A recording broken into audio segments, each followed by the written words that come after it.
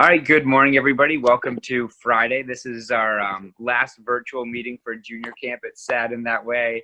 I know I've had fun this week, and hopefully you have too, with seeing everybody's faces at the meetings and playing games and going through that biblical study. So again, I'm Liam, and this is Michelle. And today I have a question. What is your favorite silly song at camp? Oh yeah, so there's lots of good silly songs. I would have to say that the song that we started singing last year about the dog with the beans and the garbanzo beans and tava beans, LL Bean. LL Bean, Mr. Bean. I like the My Dog LL Likes to Roam song, so that would be mine. Yeah, that one was fun. We had, like you said, we just started doing that one last year, and that was a cool one to start doing. Probably my favorite one is Popsico, because we get a chance to dance and like kind of get everyone involved, which is really neat. That's always a lot of fun. Yeah. So campers, be thinking about what your favorite silly song is, and maybe you'll be brave enough to share it with your family. You could start Popsico at the dinner table. That would be interesting. Yep. So as Liam said, today is our last day of our virtual junior camp, but tonight we will be having our last live Zoom at 7 o'clock, and we're hoping you can join us. We'll be discussing our Bible teachings and also just visiting and kind of going over what we got to learn this week and the different things that we enjoyed about our time together, and we hope to see you there. Today we're going to be going through Daniel 6. This is our last day going through the book of Daniel, and we've seen 4 men being extremely faithful to God through really hard circumstances. Their continued faithfulness to God in honoring them with the way that they lived, with honoring them with only worshiping God, with only praying to God, even though the kings in the nation they lived in were pressuring them to do things that would be disobedient to God, and they remained faithful. And we saw that God remained faithful to them as well. And he drew attention to himself. He caused the kings to acknowledge that there was one true God, that Daniel, Shadrach, Meshach, and Abednego were honoring and living for the one true God.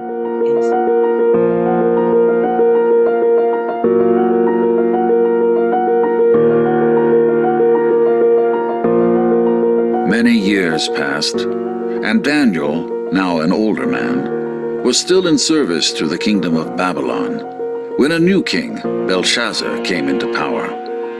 King Belshazzar decided to host a great banquet for thousands of his leaders. During the feast, King Belshazzar had his servants bring out the gold and silver goblets that his father, King Nebuchadnezzar, had taken from the temple in Jerusalem. As the king and his nobles drank from these sacred goblets, they praised false gods. Suddenly, a human hand appeared, and one finger began to write on the wall right in front of everyone at the feast. As King Belshazzar watched, he began to shake in fear. The king called for his wise men and said, "Whoever reads this writing and tells me what it means, I will give them riches and power." But the wise men could not read the writing or tell the king what it meant. This made the king even more terrified. Hearing the commotion, the queen came into the banquet hall and said, "Don't be alarmed. There is a man who can help you. He was trusted by King Nebuchadnezzar because of his great insight and wisdom.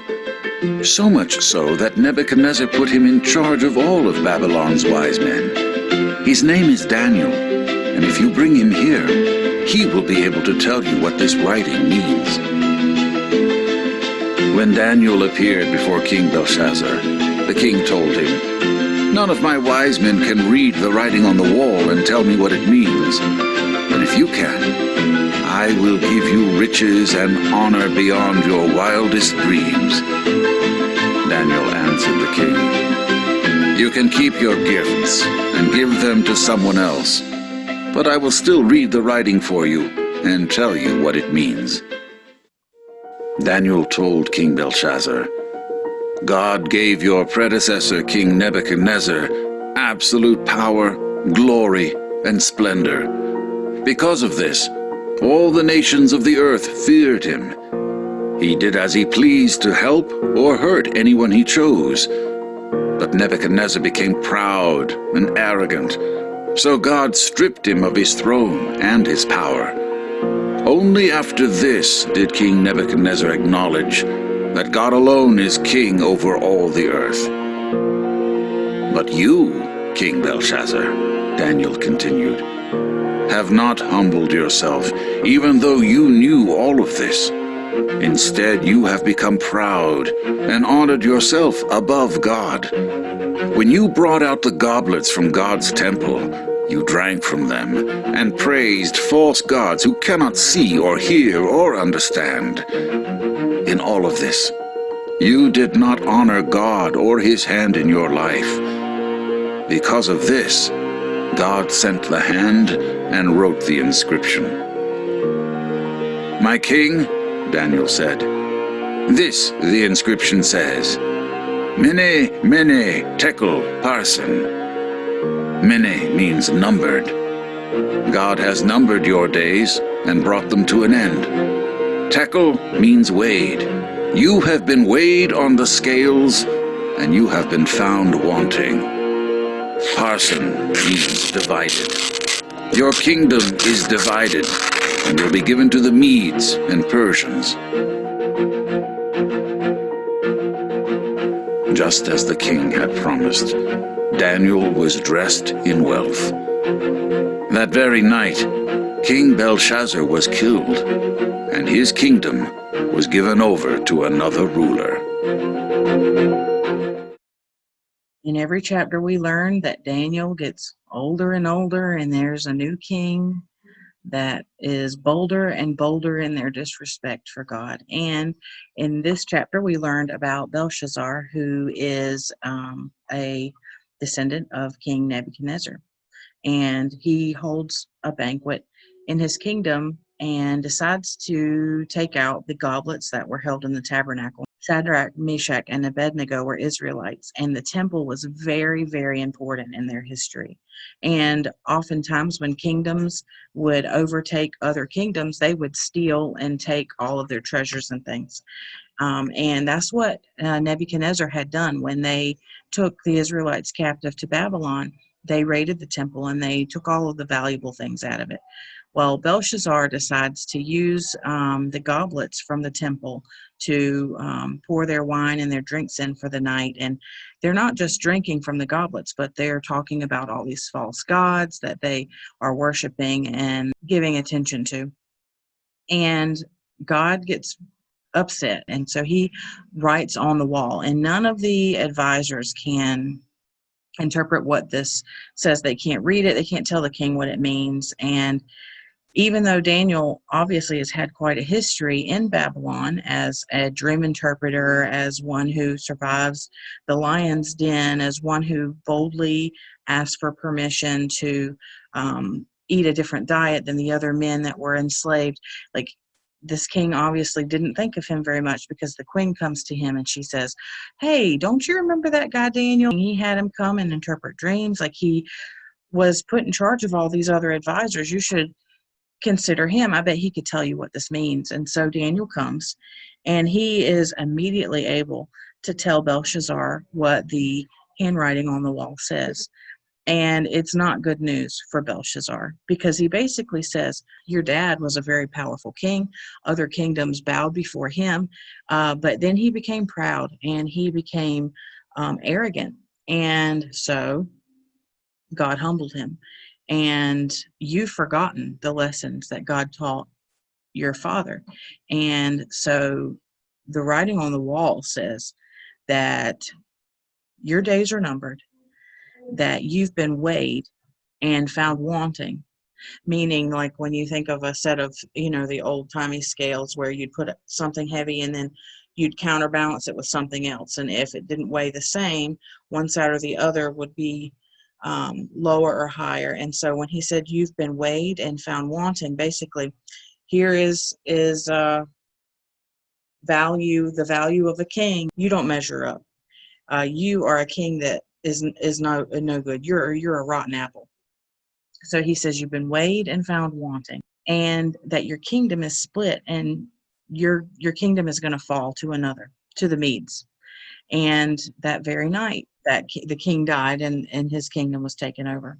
So throughout Daniel, we see God's people, the Israelites, especially these 4 men, Shadrach, Meshach, Abednego, and Daniel, being faithful to what God wanted them to do. They were willing to follow him and to follow the law and the things that God wanted for them, even when things were hard, when it could mean death, when they had to stand up to the leadership, and they were willing to do that.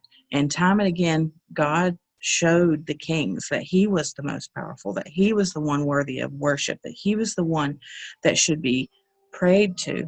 And yet here in this chapter, we learn about Belshazzar, who doesn't learn from all of these lessons that God has taught throughout the years of Daniel's time in captivity in Babylon.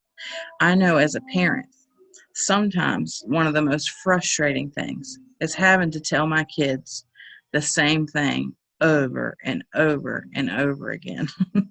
I'm sure you never make your parents repeat things multiple times. And in the book of Daniel, that's what we learn, that because of sin and pride and arrogance in the king's hearts, they were constantly having to be taught and reminded that God is God alone, that he is worthy of praise alone, that he is worthy of worship. And we see several times when the kings acknowledge that, and then over time they kind of forget that. And we have a tendency to do that as well in our own lives. He wants us to be ones that pray to him, or that he wants us to honor our parents or treat our siblings and other family members and friends in a kind way. We see and understand those things, and then it's easy sometimes over time to forget and to do things differently. And it's like God is having to be that parent, like reminding us over and over again. We constantly have to be reminded that he's good, and we have to be reminded that he is in charge, and that he has good things for us, and that he wants us to be obedient to him. Are there lessons in your life that God is having to repeat over and over again because you forget to stop and listen, or you are not being obedient in those things?